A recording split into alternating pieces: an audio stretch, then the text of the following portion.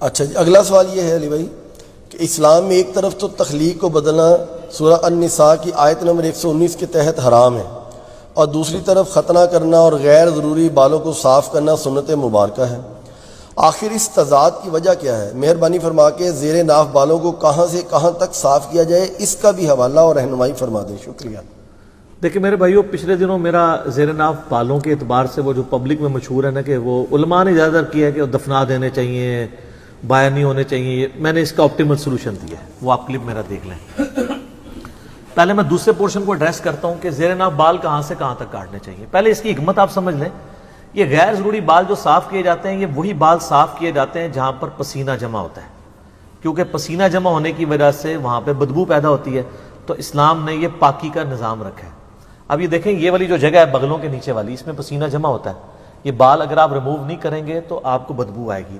اکثر جو مسلمان غیر مسلم ملکوں میں جاتے ہیں تو کہتے ہیں جو کافروں کو بڑی بو آمدی ہے جی، وہ کافروں سے بو اس لیے آ رہی ہوتی ہے کہ وہ پاکی نہیں کر رہے ہوتے، وہ بھی وہ ساری چیزیں کریں، کلمہ نہ بھی پڑھیں، اس کو روحانی مسئلہ ہمارے لوگ سمجھ رہے ہوتے ہیں، ٹھیک ہے، حالانکہ خود نماز بھی نہیں پڑھتے۔ اصولوں تو آپ سے بھی بدبو آنی چاہیے، کیونکہ صحیح مسلم میں 246 نمبر حدیث ہے، بندے کے کفر اور ایمان، شرک اور ایمان میں فرق نماز ہے، لیکن اللہ نے دنیا میں پردہ ہی رکھا ہوا ہے، وہ بدبو کی وجہ ان کی پاکی نہ کرنا ہوتا ہے۔ پاکی کریں تو آپ دیکھ لیں، کوئی مسئلہ نہیں ہوگا، نہیں آئے گی بدبو۔ کرسچنز میں کتنے لوگ ہیں جو یہ کرتے ہیں، جوز میں بھی ہیں جو کرتے ہیں۔ تو یہاں پہ پسینہ جمع ہوتا ہے، اس لیے نبی علیہ السلام نے اس کو مشروع فرمایا ہے۔ صحیح مسلم میں حدیث ہے، نبی علیہ السلام نے زیر ناف بال، بغلوں کے بال اور ناخنوں کے لیے 40 دن کی مدت مقرر فرمائی ہے کہ 40 دن میں ایک دفعہ تو لازمی کرنا ہے، ویسے تو ہر ہفتے میں ایک دفعہ کرنے چاہیے۔ مسلم شریف میں حدیث ہے، بخاری مسلم دونوں میں حدیث ہے کہ جمعے کا غسل ہر مسلمان پہ، مرد و عورت کے اوپر، مسلم کے اوپر، اس میں مسلم کے الفاظ ہیں سر، بریلوی دیوبندی نہیں ہے، اہل حدیث نہیں، شیعہ نہیں، یہ واجب ہے، اور اس کی ایکسپلینیشن صحیح مسلم میں کہ ہفتے میں کسی ایک دن کریں، جمعے کا دن ہو تو زیادہ بہتر ہے، جس میں الفاظ ہیں جس میں وہ اپنے جسم کی صفائی کرے۔ صفائی میں صرف میل اتارنا نہیں ہے، یہ غیر ضروری بالوں کو بھی صفائی کہا جاتا ہے، یہ عربی لنگوسٹک میں محاورتاً بات یوز ہوتی ہے،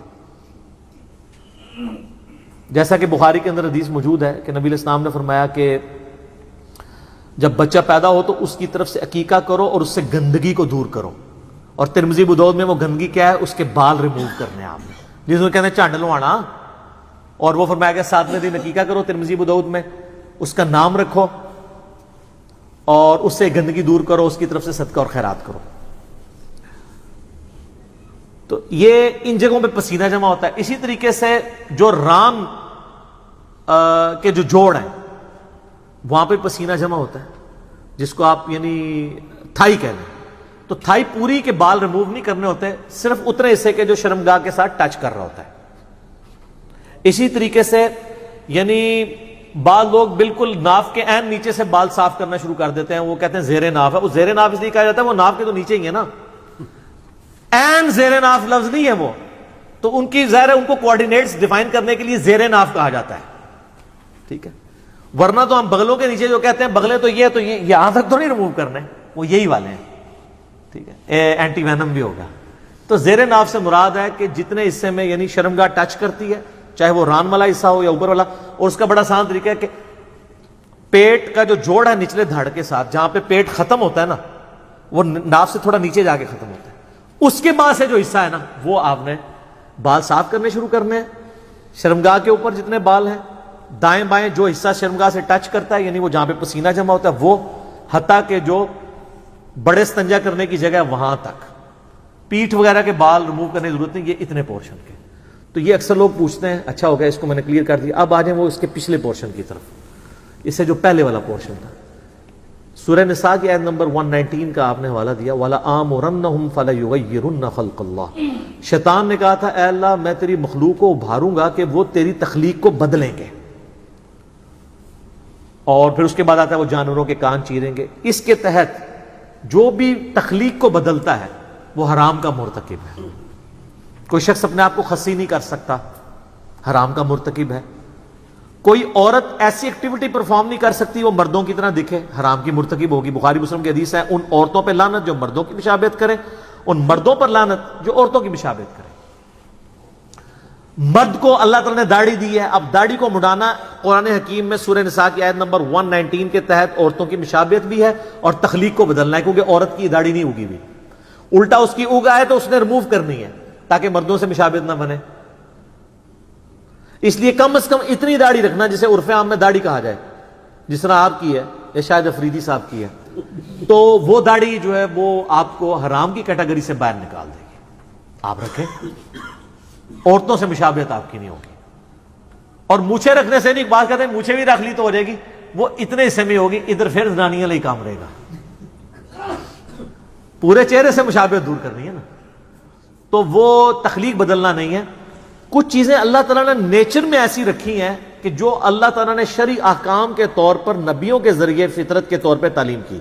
اللہ تعالیٰ چاہتا تو آپ ختنے سمیت بھی پیدا ہو سکتے تھے نا, بے شک, لیکن اللہ تعالیٰ نے یہ ایک شرعی فریضہ رکھنے کے لیے اسی طریقے سے آپ کو پیدا کیا. دیکھیں یہ ختنے والا تو معاملہ ہی چھوٹا ہے, باقی ہر چیز پرفیکٹ ہو کے نکل. کان کسی کاٹنے پڑتے ہیں پیدائش کے بعد, ناک کو چھوٹا بڑا کرنا پڑے تو مصیبت پڑ جاتی, ختنہ ہی صرف کروانا پڑتا ہے. تو یہ اللہ تعالیٰ نے ایک دینی فریضے کے طور پہ رکھا. اللہ چاہتا تو کئی لوگ ابھی بھی ایسے ہیں جو نیچرلی پیدا ہوتے ہیں, ان کے ختنہ ہوا ہوتا ہے, وہ آپ اس کو کرامت بنا رہے ہوتے ہیں. وہ کافروں کے گھر بھی ایسے لوگ پیدا ہو جاتے ہیں, جیسے کسی کا 6 انگلیاں لگی ہوئی ہیں, وہ کہتے ہیں بڑا بزرگ ہے, وہ کوئی بغیر پیدا ہو گیا. اس طرح نہیں ہوتا, تو وہ نیچرل ہو سکتا ہے کسی کے ساتھ. تو نبیوں کے ذریعے اللہ نے وہ فطرت کی چیزیں بتا دی. داڑھی مڈانا فطرت کو بگاڑنا ہے, لیکن ختنہ کرنا اگرچہ ہماری تخلیق میں بگاڑ ہے, لیکن وہ فطرت اس لیے ہے کہ وہ اللہ نے پیغمبروں کے ذریعے تعلیم فرمائی کہ میں نے خود یہ چیز رکھی ہے. ورنہ تو کل کو کوئی شخص کہے گا جی مجھے رفع حاجت ہوتی ہے تو اس کے بعد مجھے جسم دھونے کی ضرورت نہیں ہے, تو نیچرل پروسیس ہے. تو ہم رفع حاجت کے بعد, کوئی کافر بھی ہے وہ بھی ٹیشو پیپر کے ذریعے صفائی کرتا ہے نا, اسے فطرت تو نہیں سمجھ رہا ہوتا, اس کی صفائی کرنا فطرت ہے. اس طرح یہ کرنا یہ فطرت اس لیے ہے کہ جو لوگ ختنے نہیں کرواتے ہیں وہاں پہ کھال کے اندر میل جم جاتی ہے اور مختلف بیماریوں کا سبب بنتی ہے. وہاں پہ پسینہ جمع ہی رہتا ہے, میل جمع ہی رہتی ہے, اس سے وہ ایکسپوز ہو جاتی ہے کھال. تو یہ تخلیق کو بدلنا نہیں, یہ فطرت ہے. اس کے ثبوت میں بخاری مسلم کی حدیث ہے کہ 5 چیزیں فطرت سے ہیں. نمبر 1 ختنہ کروانا, نمبر 2 ناخن کاٹنا, نمبر 3 زیر ناف بال صاف کرنا یا اکھیڑنا کسی بھی فارم میں ہو. آپ اسرے سے صاف بھی کر سکتے ہیں, بخاری میں حدیثیں اسرے والی بھی. بال صفا پاؤڈر بھی استعمال کر سکتے ہیں, کریم بھی, اگر وہ سکن کو کاز نہ کرے کوئی ڈیمیج, جو آج کل رپورٹیں آ رہی کر رہے ہیں, اس لیے اس کو تو اوائڈ کریں. اس کی بجائے سٹرپس کا یوز بہتر ہے. اور نمبر 4 بغلوں کے بال, زیر ناف بال, بغلوں کے بال. اور نمبر 5 مونچھوں کو پس کرنا. اور مسلم شریف میں 10 حدیثیں ہیں فطرت میں, ان میں داڑھی بڑھانا بھی فطرت میں, مسواک کرنا, کلی کرنا, یہ ساری چیزیں فطرت میں داخل ہیں. تو جو چیزیں اگرچہ بظاہر تخلیق کو بگاڑ رہی ہیں, لیکن وہ اللہ تعالیٰ نے بلٹ ان رکھی ہوئی ہیں تاکہ انسان شریعت کو اوبے کرتے ہوئے اس کو ایگزیکیوٹ کرے.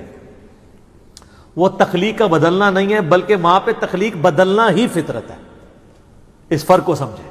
اسی طریقے سے اس میں یہ بھی یاد رکھیے گا, ایک شخص کی 6 انگلیاں نکلائی ہیں, اب اگر وہ ایک انگلی کٹوانا چاہتا ہے تو اس کا حق ہے, وہ تخلیق نہیں بدل رہا, بلکہ وہ خود تخلیق سے ہٹا ہوا ہے, ڈیمیجڈ ہے, یہ اس کی فالتو ہے, وہ ریموو کروا سکتا ہے.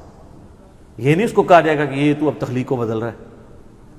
کئی لوگ ہیں جن کے تالو جڑے ہوئے پیدا ہوتے ہیں, تو اب آپ کہیں گے تخلیق نہیں بدلنی, ان کے تالو الگ کیے جاتے ہیں, ورنہ تو وہ بول ہی نہیں سکتے.